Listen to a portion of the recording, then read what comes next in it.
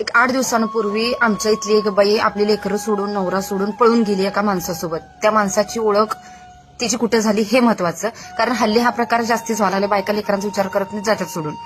ते बाकीच्या ठिकाणी ठीक आहे, पण ही बाई कधीच घरातनं बाहेर जात नव्हती. व्यवस्थित तिचे पोरांवर प्रेम होतं, छान होतं.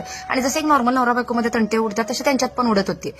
पण तिथं त्यांच्या शाळेचं गेट टुगेदर होतं आणि मग घरचे पण तिला नाही म्हणले नाही, जा बोलले. त्या गेट टुगेदरला गेली आणि एक जुना शाळेतला जो मित्र होता, ज्यानं कधीच एकमेकाशी दोघं बोलली नव्हती, पण तेव्हा त्या गेट टुगेदरमध्ये त्यानं सांगितलं की बाई मला तू आवडत होतीस.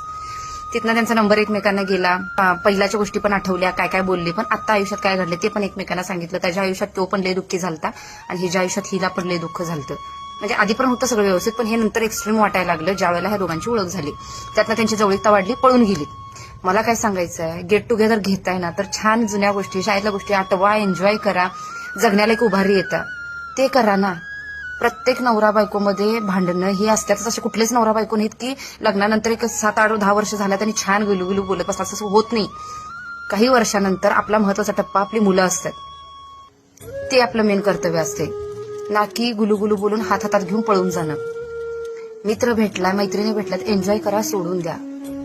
ना की तिथं इन्व्हॉल्व्ह होऊन आपल्या घरातलं दुःख सगळ्यांनाच असतात, पण ती दुःख सांगून तुम्ही पळून जायला लागल्यानंतर असे संसार टिकणारच नाहीत ना. त्या लेकरांचं काय, त्याची बी लेकरं गेली उडत आणि हिची बी गेली. मग काही दिवसानंतर ते नाही काय आपल्या लेकरांबद्दल परत अटॅचमेंट होत्या, तुमच्या दोघांमधली पण अटॅचमेंट संपत्या, लेकरांकडे जाऊ वाटते, पण समाजात सगळं घाण झालेले असतात, त्यामुळे आपण परत येऊ शकत नाही. त्यामुळं विचार करून कुठल्या पण गोष्टी करा. लगेच भावनेच्या आहारी जाऊन कुठली गोष्ट करू नका.